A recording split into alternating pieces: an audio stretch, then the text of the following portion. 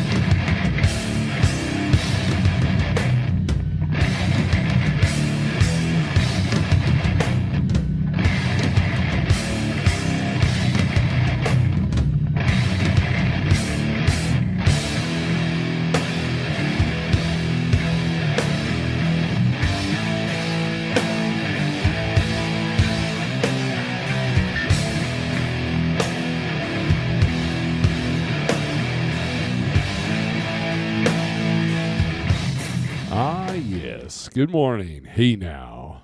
All right. Good morning. Hope all is well. Sorry we missed Monday. Monday was kind of stupid. So I had a driver go pick up a load Monday morning and shows me the bills. There's hazmat on. And he shows me the load, shows me the containers, and I'm like, we can't haul that. So let me adjust this here. And, yeah, it was kind of... So we had to unload the truck. Luckily, there was only 2 pallets.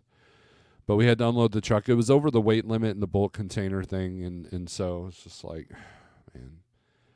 The broker was like, oh, we didn't know. Well, if you need to either get on it or you're lying, right?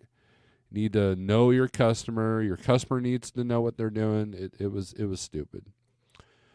And it's amazing because I used to haul hazmat, and it was amazing how many times the carrier, Landstar, and then before that was the carrier I was a company driver for, would argue with the shipper on what was legit, what was supposed to happen, and like, I don't know, if you're hauling hazmat or you're shipping hazmat, you need to know the regs. I know there's a lot of regs, but anyways, so I had to deal with that. So now we're looking for a load at the last minute, trying to recover from that. And then the other truck went to go show up at his shipper, and they're like, you're in the wrong spot. Meanwhile, because drivers can't communicate in the proper language, there was a huge line of trucks. And it was tough for him to get in. It was tough for him to get out. And it was a situation, right? So he was frustrated, and I didn't know if we were going to have to find another load for him, for that. So it's Monday was just not going to happen. I missed my workout. I missed going live. So, and then I thought, well, I could do it throughout the day. Well, then that's when the other stuff happened, and I was like, well, I guess I'm just not going live. It'd be stupid to go live at 4 or 5 and go, here's my morning coffee. That would be dumb. So I never went live. Shannon, I see you in here. Look at the coffee mug I have. Ooh, you wish you had.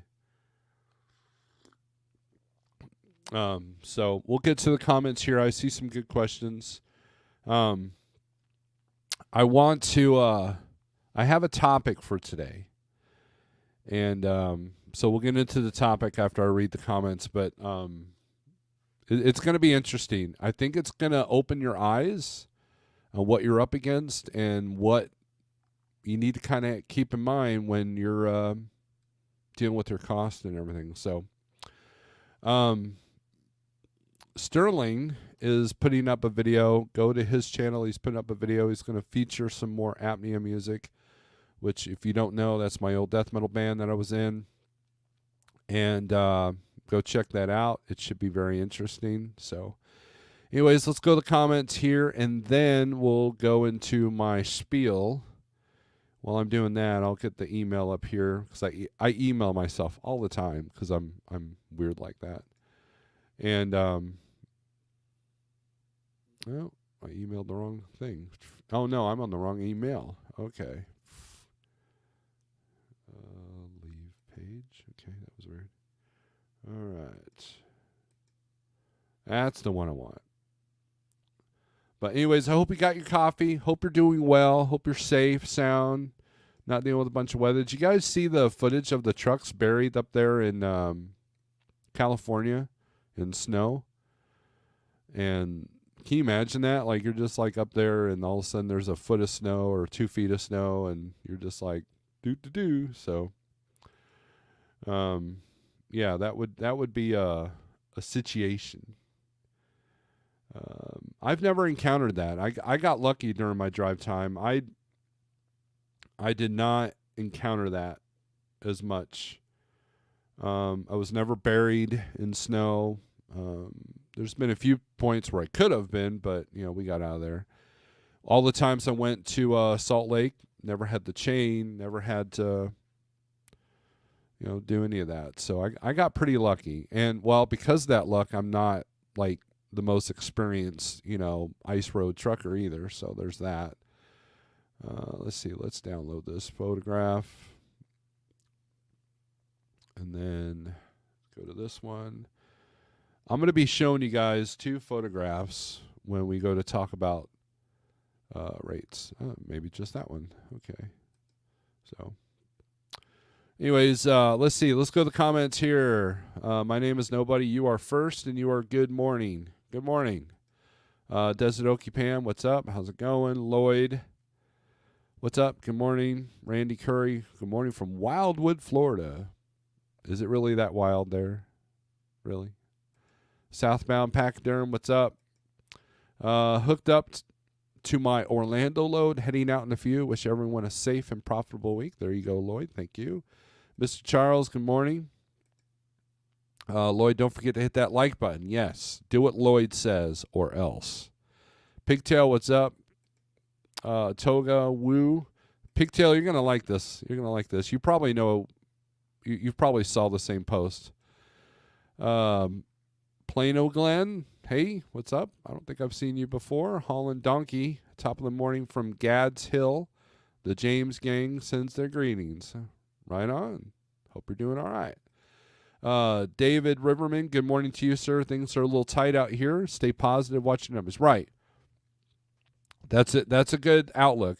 And here's in part of this picture I'm going to show you is not to demonstrate gloom and doom and negativity. It's to demonstrate that this is what you're up against, and so therefore, when you're educated, you can armor yourself to fight the fight, right? You got to know your enemy. You got to know your strategy. And sometimes just putting the nose to the grind, not overthinking things. Sometimes you just got to just go in there and tear it up, right? Shannon, good morning, everyone, from Foggy, Indiana.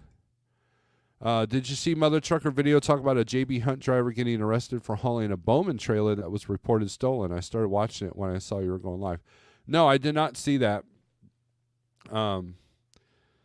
That will be interesting, and that could happen. I mean,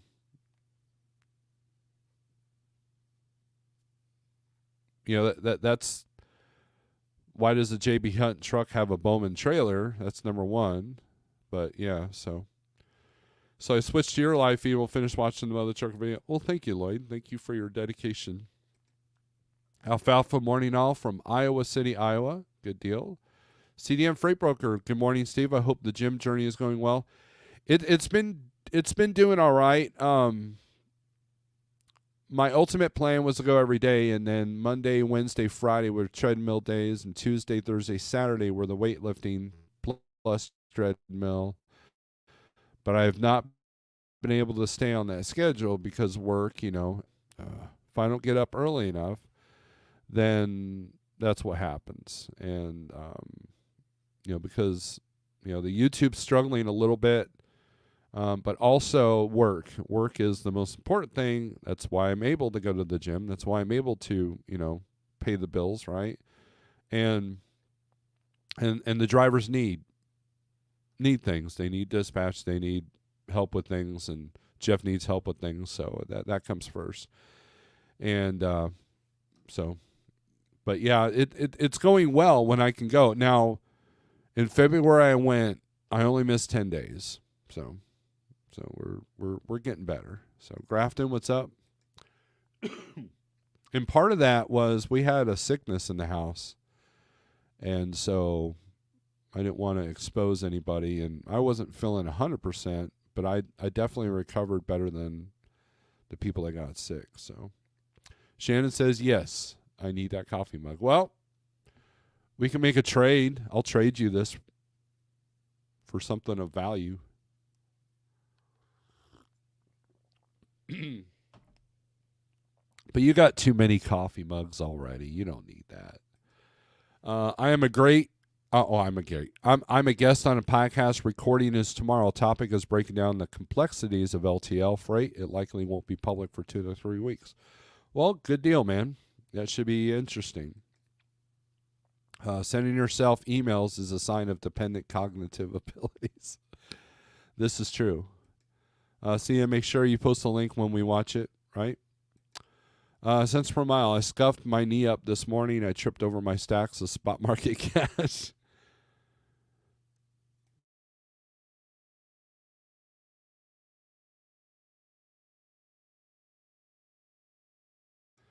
Okay, so that was dumb. For me, not cents per mile. That was funny. I was coughing. That's what was dumb. Sorry. I scuffed my knee up this morning. Well, if you're making stacks, then you're doing better than most. Jose, what's up? Good morning from rainy North Carolina. All right, time to show this picture. So let me get this picture up here. So I got this from Facebook.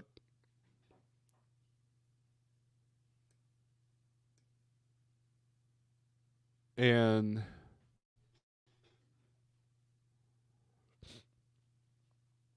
I want to show you guys something. And this is what I've been trying to tell you all along, okay? Now, you hear a lot about the veteran drivers, and they say, well, rates aren't much different. Rates have always fluctuated, okay?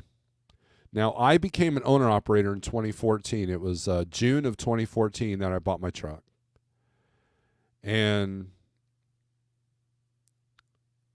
bought my first truck. And at the time, rates were pretty good. I remember, the spot rates were good. I was just starting to learn about the spot market. And the Landstar rates were actually good as well. Now, when the rates started to drop in 2015, which 2015 was the down cycle, I noticed Landstar was kind of insulated at that moment. But, because there was like a mini recession going on. But what happened was when they tanked fast and hard. And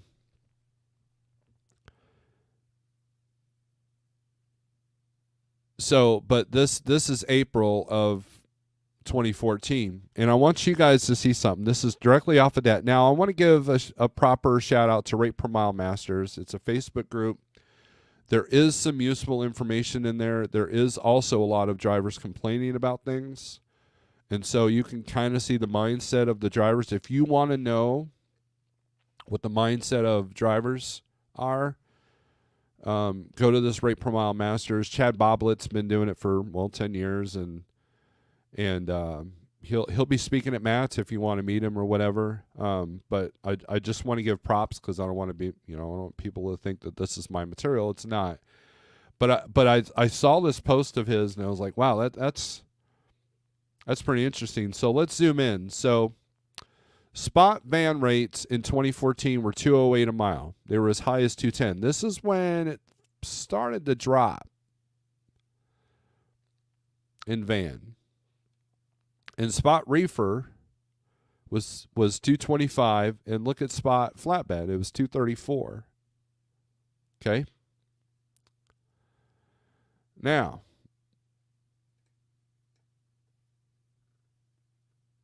this is 2024. Look at van rates. Back in January, it was $215. Now it's down to $197. Flatbed is doing a little bit better than 2014 at $244 a mile. And reefer is at $237. So $227, sorry. Now, why do I show you this? Because here's the reality. And this is what a lot of people don't understand now. I bought my first truck for $55,000. It was a DPF truck, but it didn't have the DEF. It was the first generation of DPF.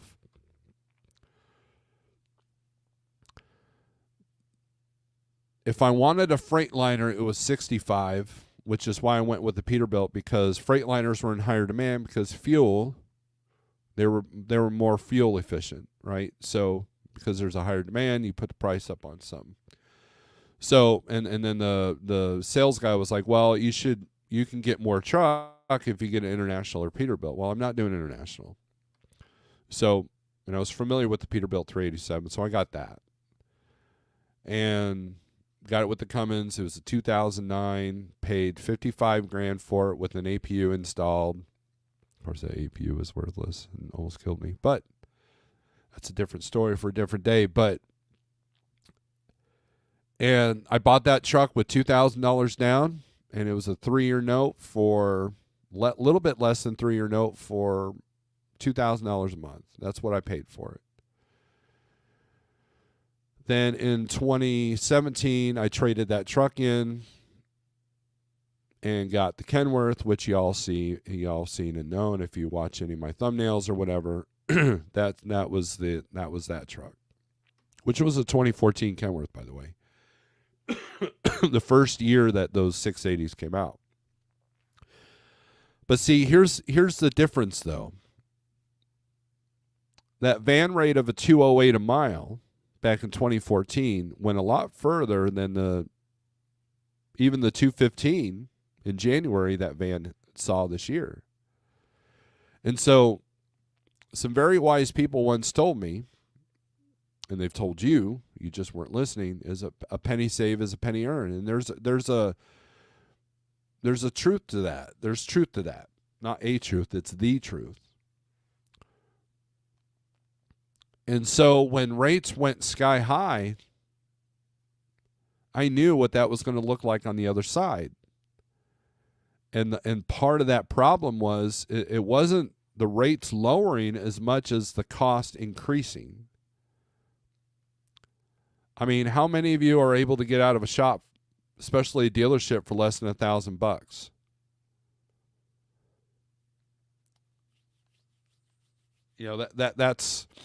That's the reality, right?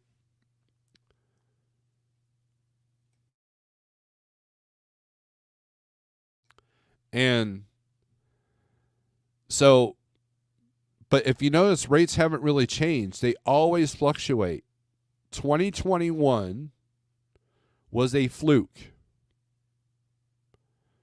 2021 is the reason why people paid $100,000 for a truck that should have cost $50,000 to $60,000. There was a time where you could buy a semi truck for 30 to 40 to 50 grand and take home more money than you could as a company driver. Take home, not gross, but net. And with the rates as high as it was and the capacity being as tight as it was easy to make the money. So people weren't disciplined. You know, and then when rates started to drop and fuel started to go up and maintenance and repair started to go up because you bought a truck out of warranty, the reality is that now you've realized that you've made an unsustainable business model. Your foundation was a house of cards.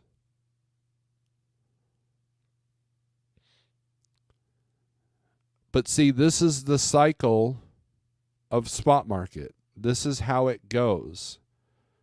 The vid just created extreme circumstances.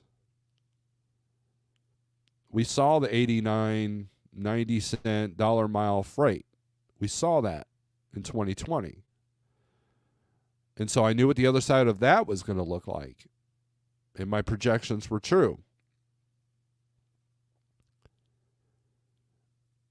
And so the point is that the rates are always going to be around this time. There's not going to be some magical scenario that's going to put the rates back in 2021 levels. The shippers and the brokers are doing everything they can to make sure that that doesn't happen again, because a lot of brokers are losing their businesses because the shippers are holding their line on how much they want freight moved, and they can't move this rate.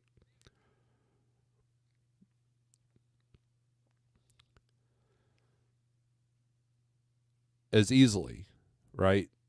So, because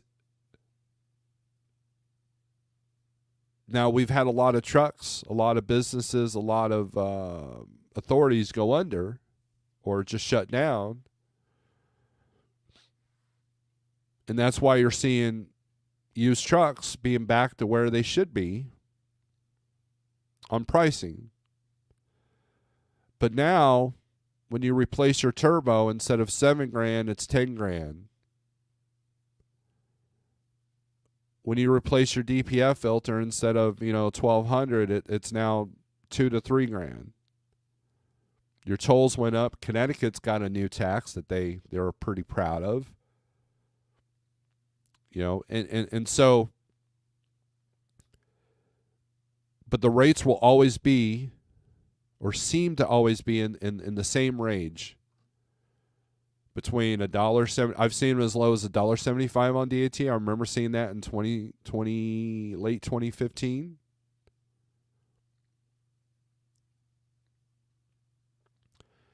And I've seen them as high as, you can look at cargo cheap, or you can look at the rate check on 123. You can look at even DAT. You can see the range.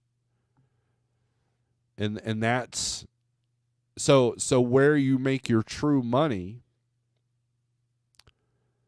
is to get out of this cycle, insulate yourself from this cycle. And you can still do that in the spot market. It's just a lot more difficult, especially when there's too many trucks.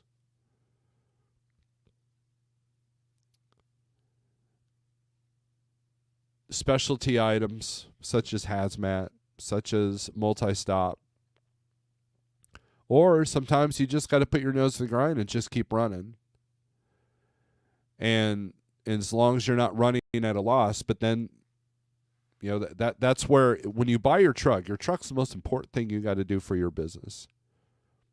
What does that look like? Do you do a full maintenance lease? Do you buy a used truck with the aftermarket warranty? Do you buy a new truck with a factory warranty?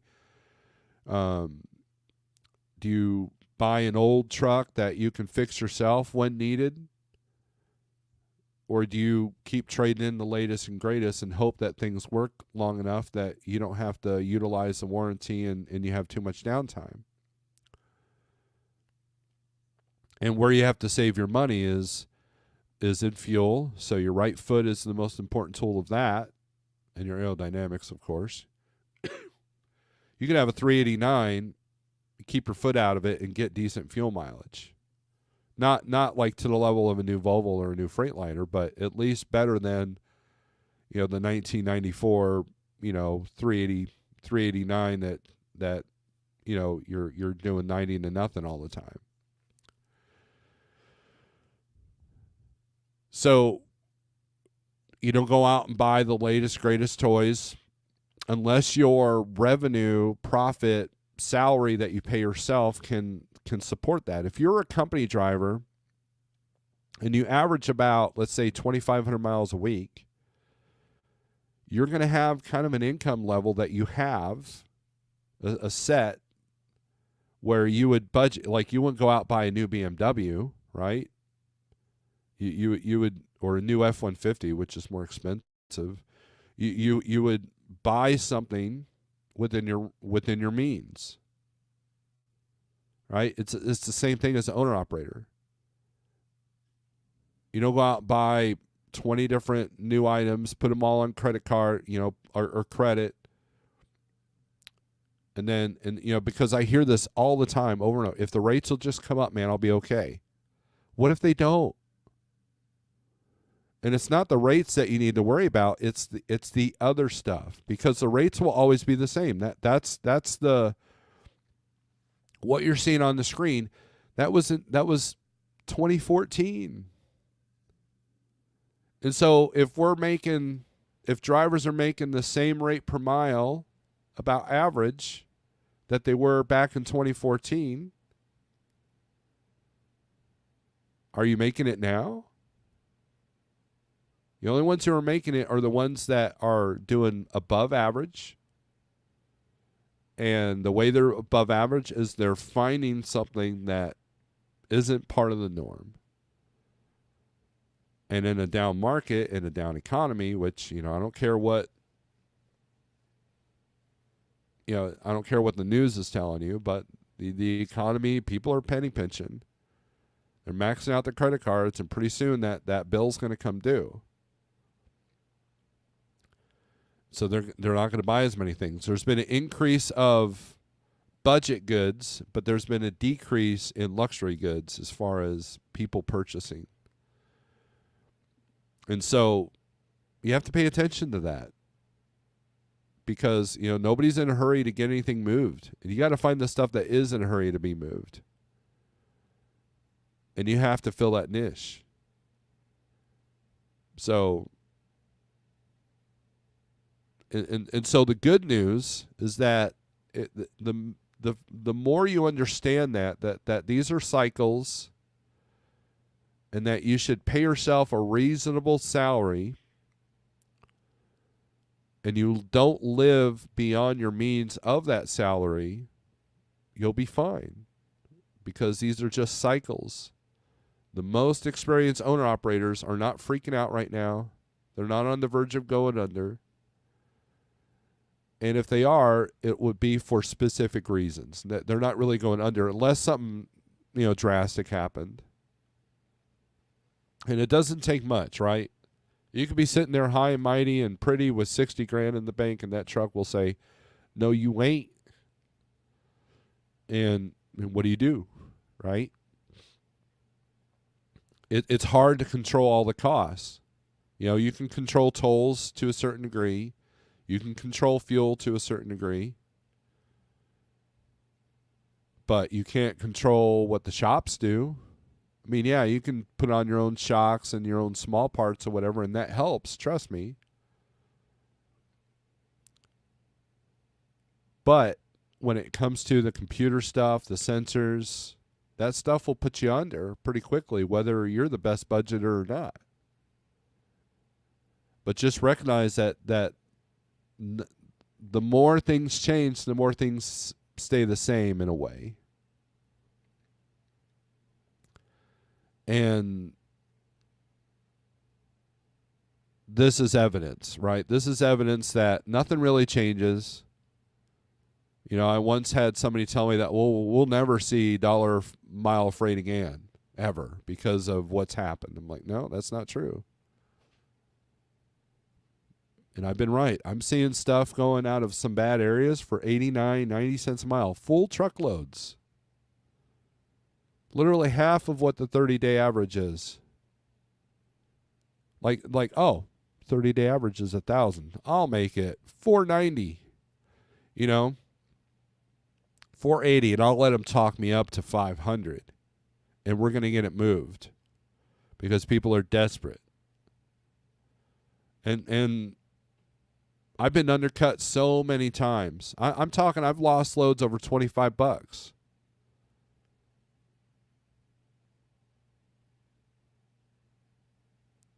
You know, there was one load that I booked. I kid you not. Okay, there was one load that I booked. See, about $1,300 more than what more than what they posted it for. More than what the 30-day average was. Why? Because we give that person, that brokerage, good service, and the customer was willing to pay because they recognized the challenge of what freight is coming out. In other words, the broker said, "Hey, we got to charge you more because it's difficult to get trucks out of there, so it takes a little bit more to get a truck into there." And it was a good load.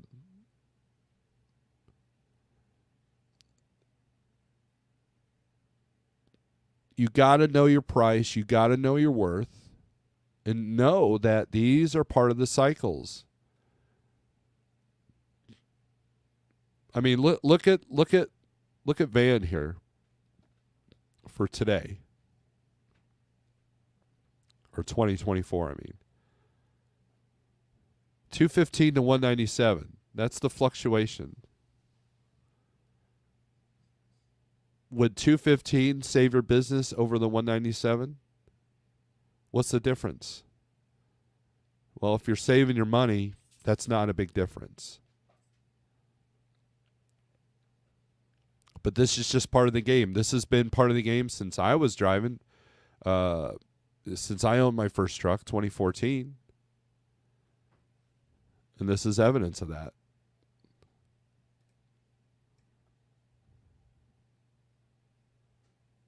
But these numbers are not, these numbers went a lot further back in 2014. And you know what? Fuel was fairly high back in 2009. That put a lot of companies out of business. Excuse me. I forgot to mute the microphone. So just keep in mind that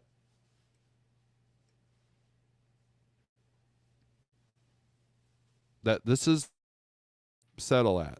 This is where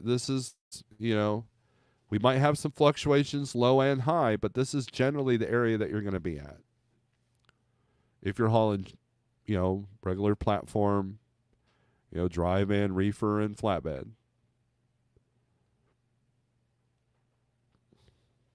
So, there you go.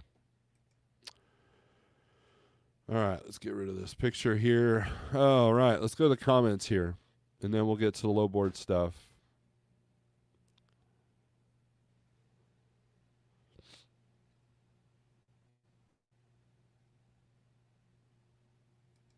It's me, Truck 44. New phone threw me to old YouTube ID. Oh, no. Oh, man. James G., what's up? Hey, brother, good morning. Popped up out of nowhere random. Okay, cool. YouTube's been doing that a lot. Cheap freight hauler, 3314 national average diesel price, $4.01 a gallon. There you go. So fuel was fairly high back then. Now the repairs, maintenance, and tolls weren't as high. T-Bone, what's up? Just wanted to put that out there before anyone said the price of fuel was different back then, which is the normal argument here. Yes, that's the thing. The cheapest fuel I've ever seen was actually during the worst rates that we've ever seen, which is why people try to equate rates to fuel. Well, if rates are coming down, then fuel's got to come down. No. If rates are going up, fuel's going to go up, right? No, not necessarily.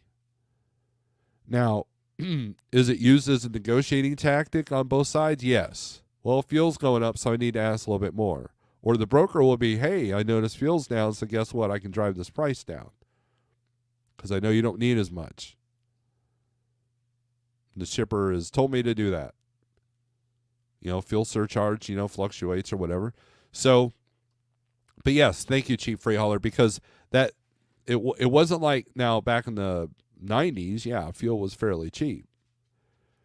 But in 2014, so the fuel roughly stays around the same with the exception of some fluctuations.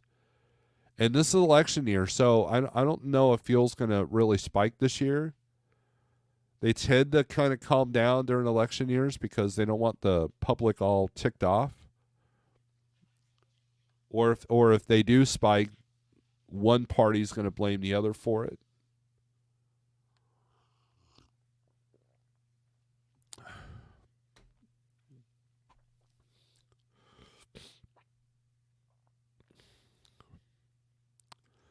So what's the argument for an owner-operator to lease on to a spot market carrier? Well, there's no argument. There's part of being in the spot market and being 100% spot market is that you have to deal with market fluctuations, which, normally didn't fluctuate as much. In 2021, saw this huge spike. The thing is a spot market, it's a lot more involved. It's a lot more difficult. There's a lot more things that you have to pay attention to. Essentially, you got to be on your A game. You got to be a salesman. You got to be a budgeter. You got to be. I mean, that's it's just how it is. I wasn't tough enough for the spot market when I first started in 2014. Landstar, I guys, you can go look at my Landstar video. I had some victories and I had some struggles, but most of that was because of me. And the inability to adapt to conditions. So I went to Schneider as an owner operator with my own truck, and now I didn't have all the spikes, or, it wasn't feast or famine anymore. It was pretty even. I knew exactly what to expect. I was still choosing where I wanted to go, and I was still self-dispatch, but there was not a lot of the extra stuff that came with being on with Landstar. Now, what I did miss was some of the feasts because, Schneider Freight, you know what you get. Whereas Landstar had, you can do the fireworks, you can do, there were more specialized things you could do at Landstar. That was the advantage that Landstar had over Schneider. You want to get into heavy haul, you can do that at Landstar. You can't do that at Schneider. So, but the argument, there's no argument. The argument, the awareness of if you're coming into the spot market and you're 100%, you're going to have to be on your A game, and it's going to burn you out if you're not aware of how things work. Some drivers don't like the insecurity of being in the spot market. It has its rewards. I mean, when I went into the spot market with Like Trucking, I was full aware of what I was getting into this time, other than unlike when I went to Landstar. But I still had to figure a few things out. I still had some blood, sweat, and tears to kind of get over, and I had to get over myself a little bit. Had to humble myself quite a bit. I still maintain that the best rates are not on the low boards. They are through agents that have direct customers that value more consistent costs. Yes, 100% Music City Transport. And that stuff, you can work with brokers. They just don't post those on the boards. And someone once called me a bad name because I said something like the best loads from brokers are not on load boards. Load board is a last resort for a broker, especially brokers that don't have set carriers. Because the shipper doesn't want to be a victim to the market. They don't want to see, oh, there's a shortage of trucks all of a sudden. Now I'm paying, $1,000 more for each load that we're shipping. They don't want that. They don't want that fluctuation. They don't want that roller coaster.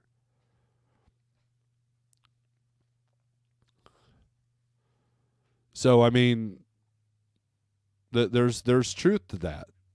I've experienced it. A couple of drivers in here in this chat have experienced it, or are experiencing it currently, right? Cheap freight hauler, there you go. Good morning, Snorelord, everyone from sunny Kansas. Is it sunny? Tiki Masala. Either way, trucking is a tough road, optimal for single dudes. Pretty much. CB, my motivation for leasing on to any company is reduced insurance costs, outsourcing administrative tasks, and more predictable lanes and revenue. There you go.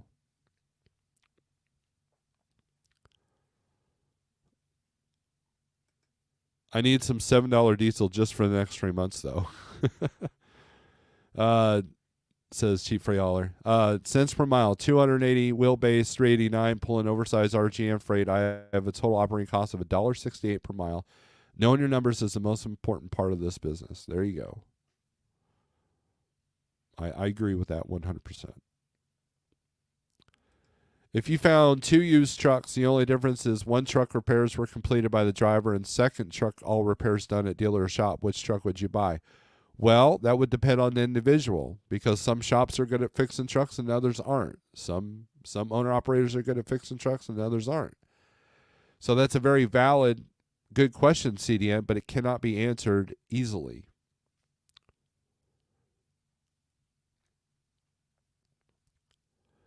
Now, a fleet truck, say like an X Prime or an X Schneider truck, it depends on how well their maintenance is. So you have to know a little bit about their maintenance shop. But then you have lease operators that won't even change their own light bulbs. And then you've got company drivers that will try to put on the shocks to save the company money.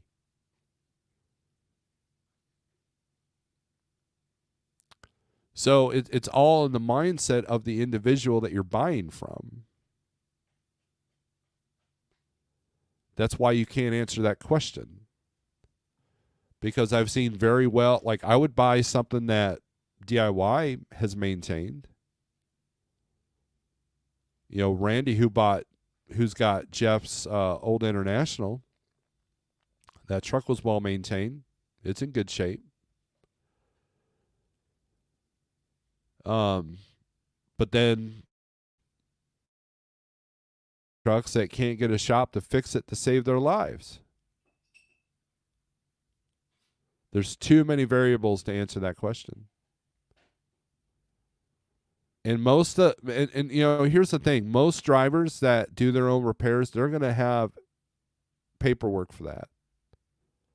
I had all the paperwork to my truck, whether I did the repair or whether Kenworth did the repair or TA or whatever.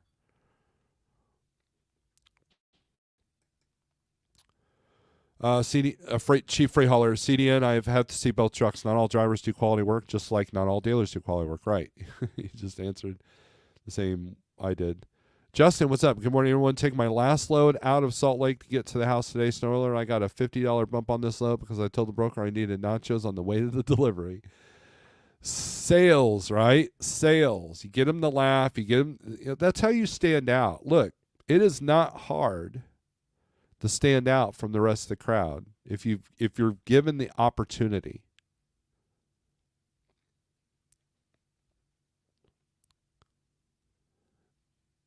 And that's how you stand out. A good friend of mine, Harold, he had the southern accent that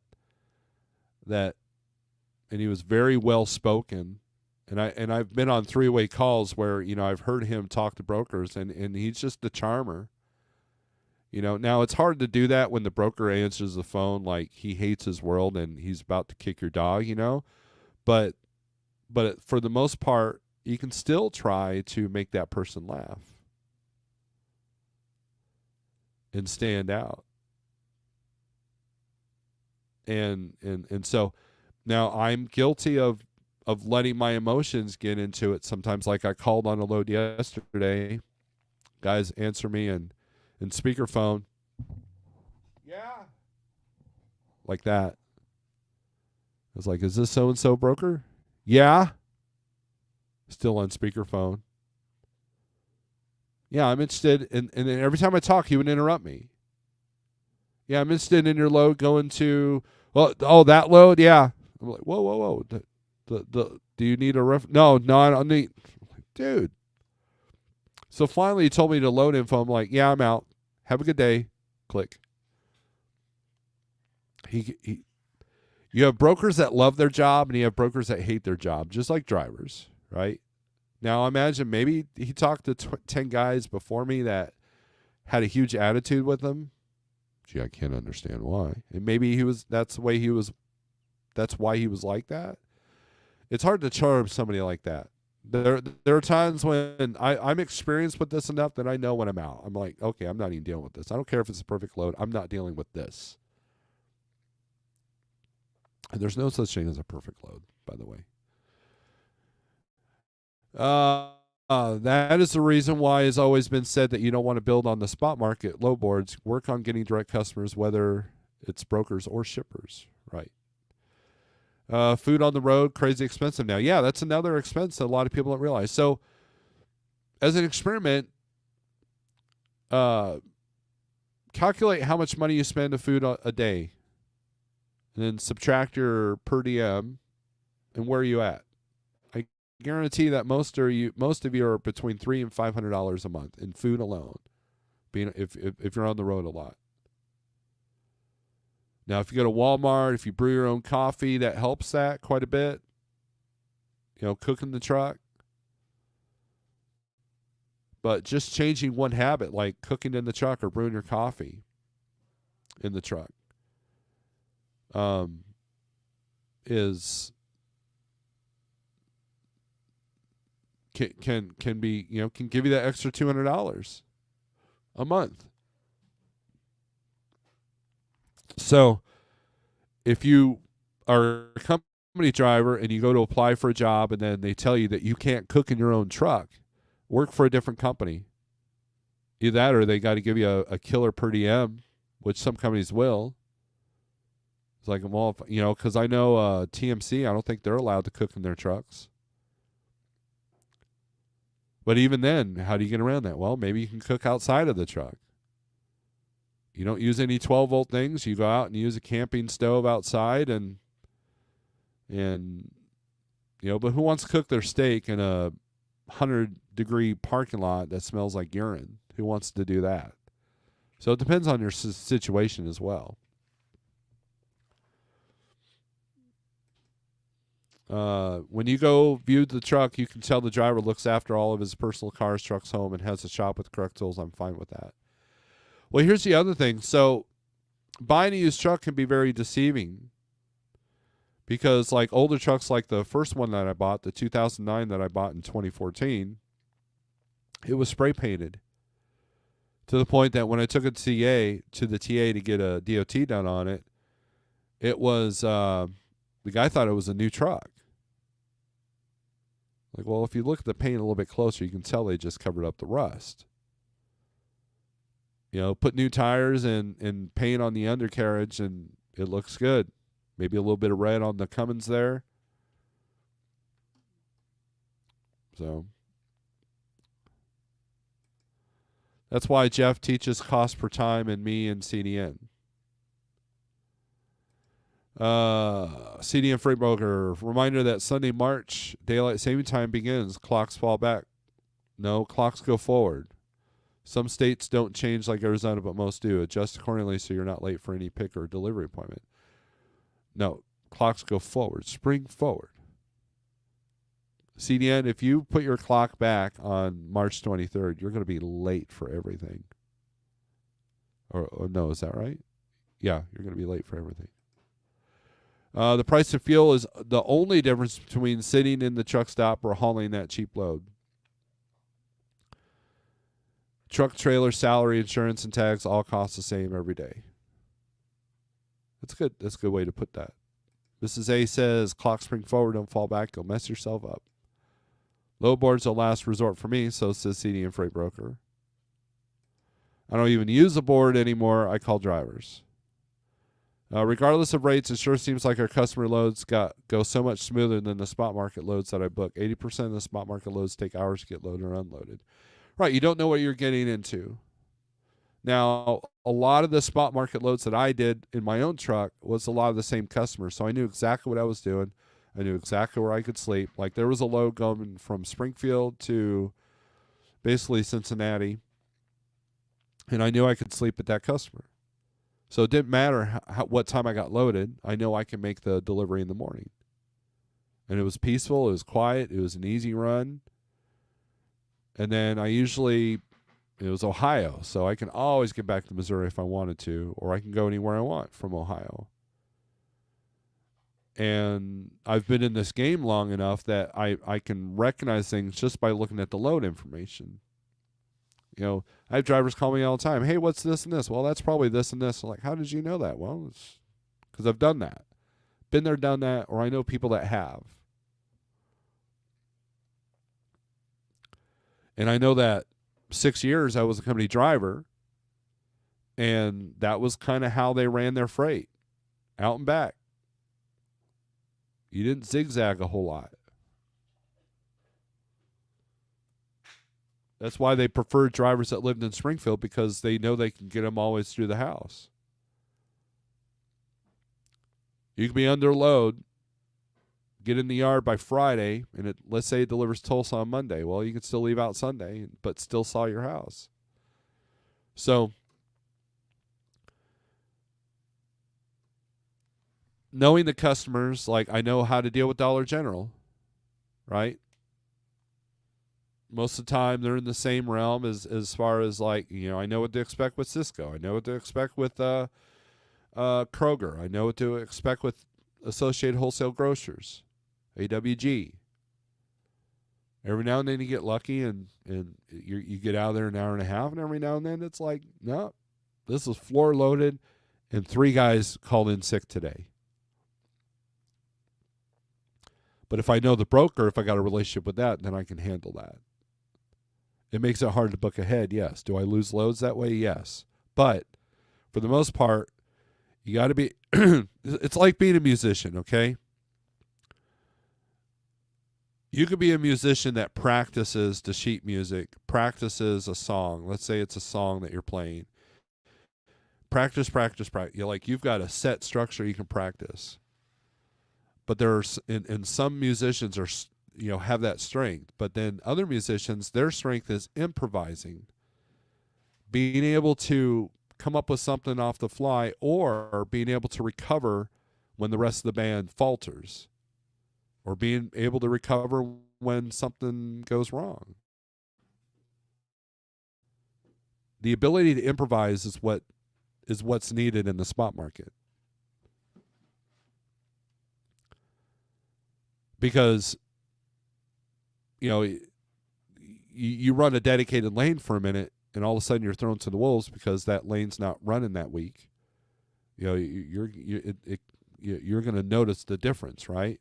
And so I tried to be as even with my spot market running as I possibly could. Like, I wasn't chasing the money all over the country. I just lived within my means and stayed within the same areas. Every now and then I would branch out, but at Landstar, whenever I branched out, whenever I broke my own rule, it always bit me in the butt.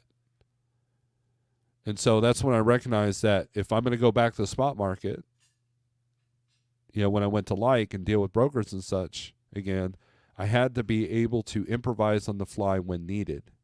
And so it strengthened me. I looked forward to the challenge because I knew it would strengthen me.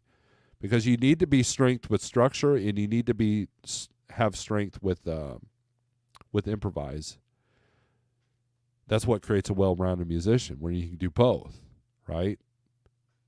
So, David Edwards, hope all is well. Good morning. Quick Hit, good morning. The Real RD, what's up? When I was not in my truck and had a loaner, it killed me just for 3 days. I'm about $12 a day on all food, breakfast, lunch, dinner, and coffee. Excellent. So 12, that's still 12 times. How many days you stay out, Justin? 25? So 12 times 25 days, it's still $300 a month.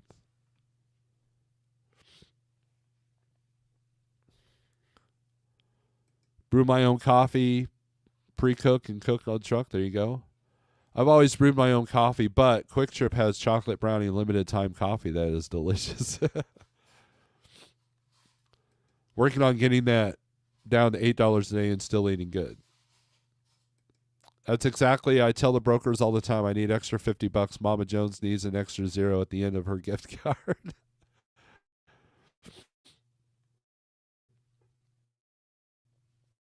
That's a good one.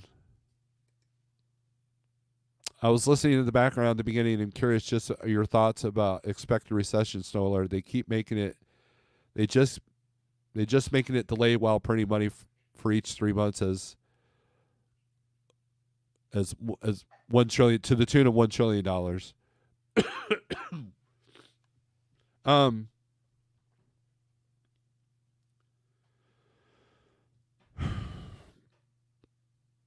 I've been saying for a few years that you have to have all these strengths. You have to be financially strong, physically strong, mentally strong, and spiritually strong. Those 4 things. So when, it's not a matter of if, it's a matter of when it happens, then you're okay.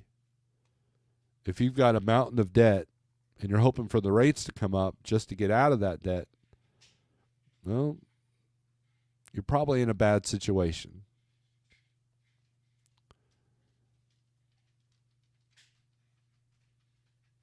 You know, it's kind of like living in Florida, right? Living in Florida, sometime, somewhere, you're going to experience a hurricane. At some point, you're going to experience a hurricane. You don't know when, but you know it's going to happen. That's how it should be with recessions. Notice I put an S on that one. That is the important part. Have your generator for that hurricane. Have your extra food, extra water. Have an evacuation plan if needed. Know where your insurance papers are. Having a system where you can easily put boards over your windows. Put on a steel roof. You know, I mean, just all these different things that you can, so when the hurricane does hit, you're not as stressed as a person that's ill prepared. It's the same thing. Recession is just a storm. And if it goes down to depression levels, well, then you're still better off than what most people that can't even prepare for the small storm. Right? And that's my thoughts on that. Now, I've had friends that have been predicting a recession for a long time. We are in a recession. They're just not talking about it. You know, the stock market is doing okay. If you know what you're doing, you're making money. Hell, if you have Bitcoin, you're making a lot of money right now. But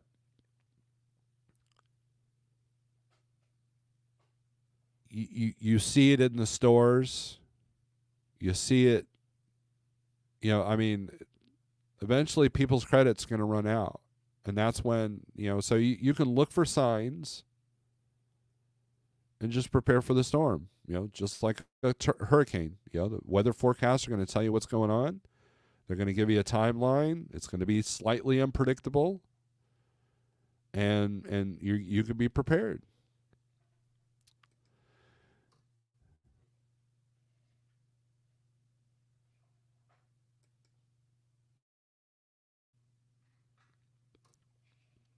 $10,000 debit cards being issued to all newcomers. I just locked down nice dedicated tortilla run.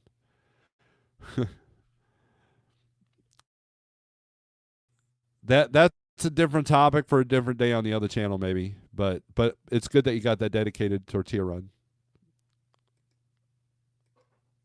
CDN says I'm correct. There's a majority reason why your rates are so low. All the Canadian drivers that can't even write or read spell English. And industry, says Marty, and industry's near future in that scenario. DIY Semi, good morning.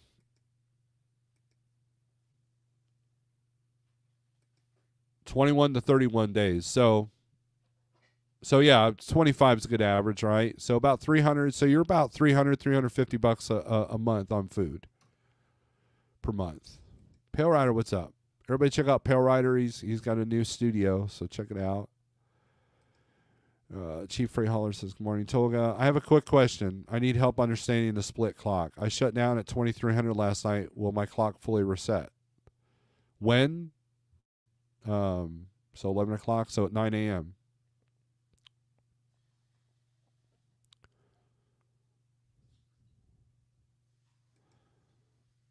Randy says, yeah, in Florida it gets a little windy sometimes, right? If you live in Florida and in trucking, you have a lot of department. I don't know what that means. Oh, this internet's being slow, guys. Forgive me, please. That's right, Snorelord. We are technically in it, but they just don't say it officially. The reason why they don't say it, Tolga, is because they don't want to freak the public out. And we've all known that they'll pee on your back and tell you it's raining. We know that's what happens in the world today with the media. They don't want you going, oh, we're in a recession, so we better tighten our belt and not max out our credit cards. They don't want that.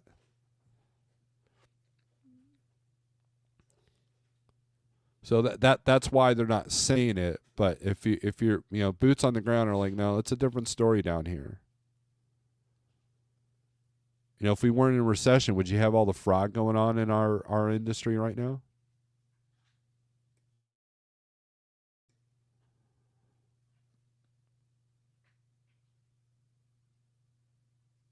Time to run 4 more stops this morning. Grab a 7-stop load for this evening and tomorrow morning. There you go. Chief Freight Hauler's got it figured out. So, anyways, my internet is being stupid, so I'm having trouble with the comments. So let's see if we can get on the 1, 2, 3 low board real quick.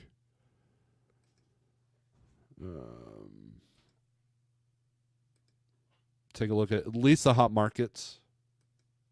See what that looks like.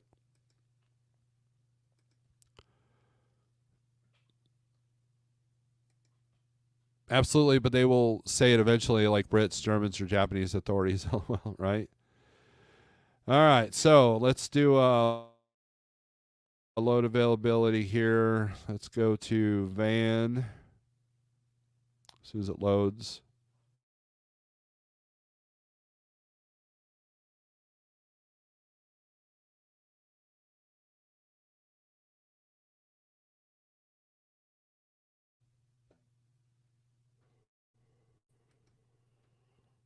All right.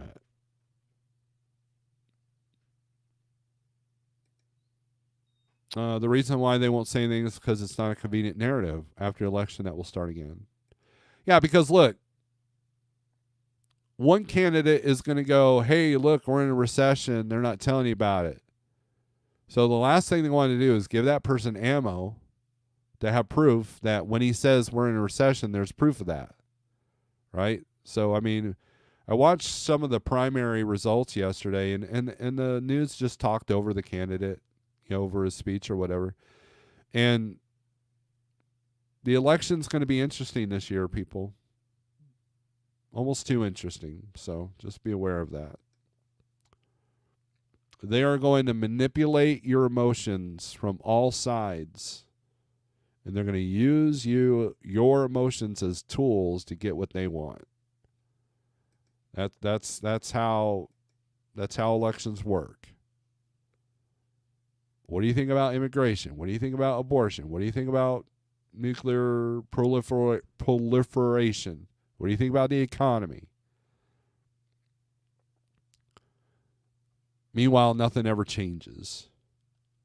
So, but that's my political soapbox for the minute. Look at Van. Van, a lot more green states going on in Van here. You got Arkansas's lit up, Kansas is lit up, Missouri's lit up, Illinois, Indiana. You've got quite a bit of outbound coming out of each of these states. Wisconsin is looking pretty good.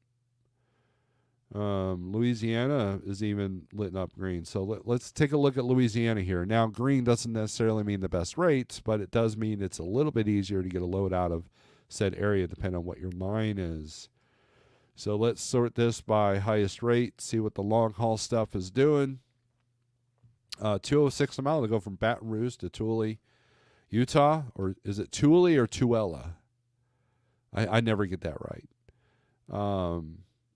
You got 218 a mile to go from Baton Rouge to Middletown, PA. So let's take a look at that one. I want to point something out. That's not until, that's for tomorrow.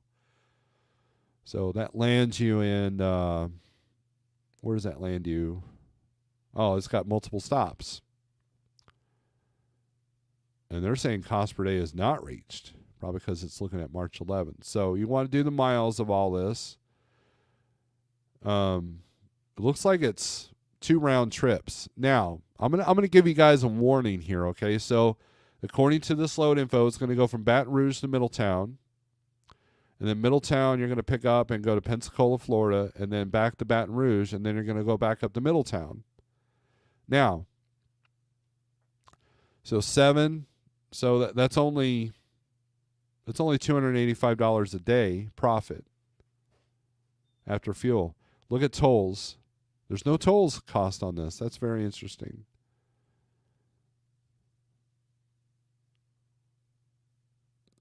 Looks like they got some strict guidelines on how it's supposed to be loaded. Driver assist. So they want you to do a multi-stop, 2 round trips, driver assisted load for only $400 more than what this load normally go for, just straight through. Can you build your business off of this? Nope. They're trying to get 2 for the price of 1 is what's going on here. So that load can sit. But looks like everything's around. Here we go. Lacombe, Louisiana to Cheshire, Connecticut. $1.96 a mile. Let's take a look at the tolls on this one.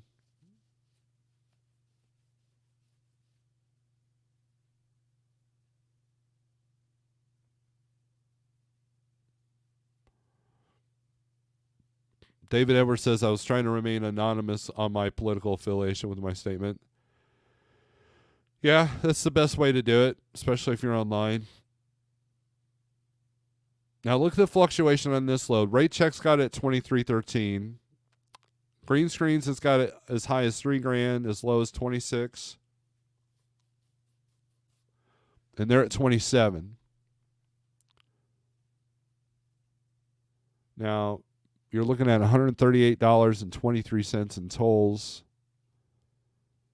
And you're looking at a $1.23 mile profit after fuel before carriers cut. If you're signed on with somebody.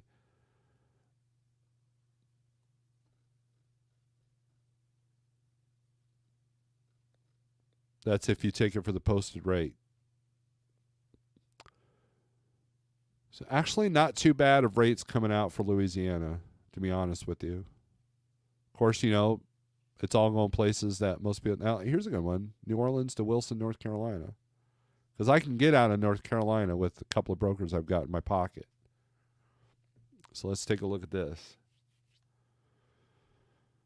March 6th to March 8th, 2 days, 2051. So they're already at $1,000 a day.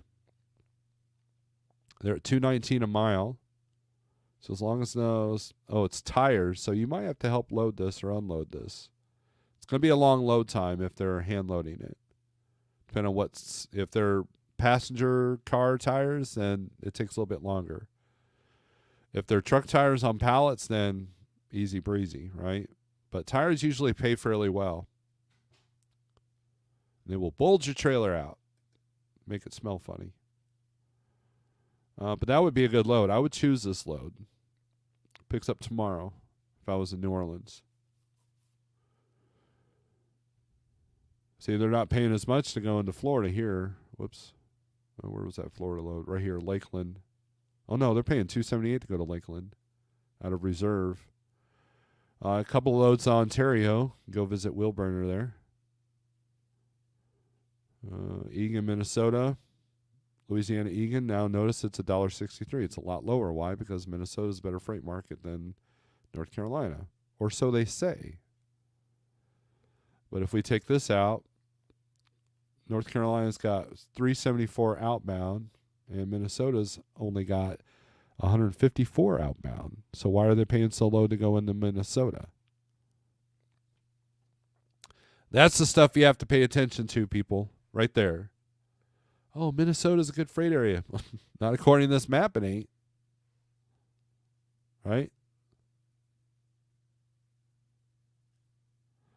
Cents per mile says I combat inflation by burning my money. Oh, man. All right, let's take a look at reefer here. Reefer's been kind of a bit of a struggle the last week or so. Talking to my reefer friends. You got Washington lighting up here. Let's only 96 outbound. But let's take a look. Let's see what's coming out of Washington here. $7,000 to go from Yakima to Florida.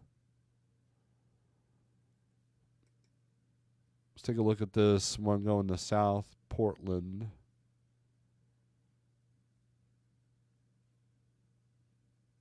Oh, it's got multiple stops here. Quincy, Washington, Wapata, Washington, Yakima, Washington, South Portland, Maine, paying $7,000.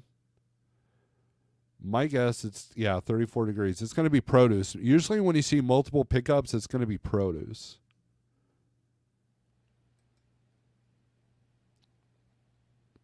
A lot of fruit is shipped that way, apples especially. But $7,000.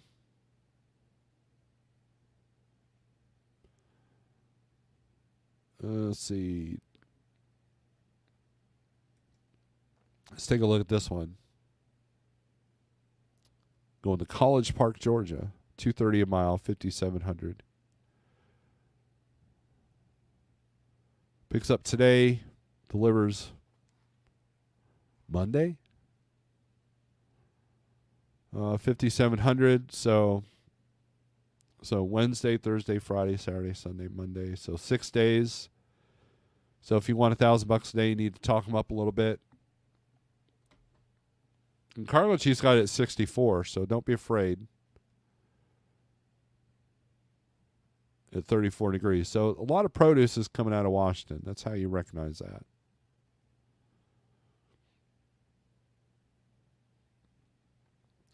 A lot of it's going east. A lot of long haul stuff coming out of Washington on this reefer freight.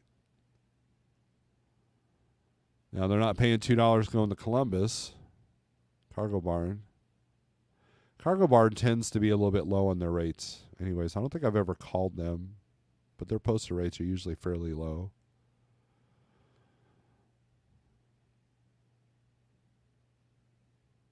So,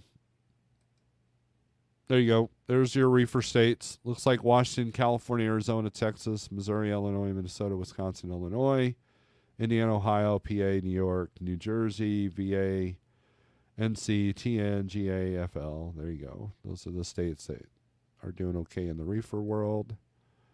Let's take a look at flatbed and step deck.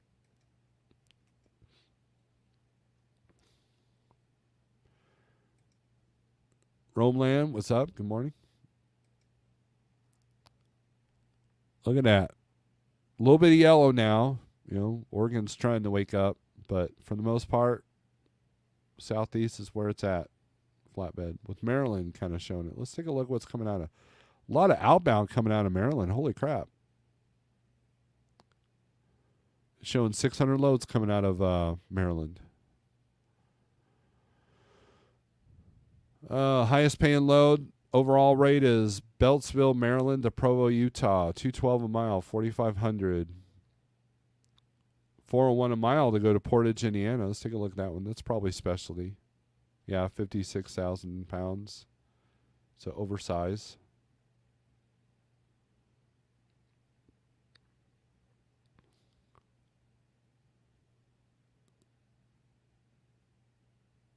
Overweight. Steel coil. Coil racks. Tarp chains. Dunnage. So, again, specialty. That's where the money's at. You're making $4 a mile to go into Indiana, which is a green state here.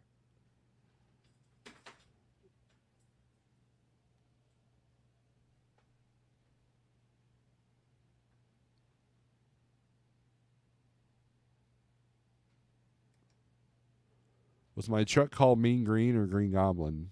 My family gave it the name Mean Green. Green Goblin is a comic book character.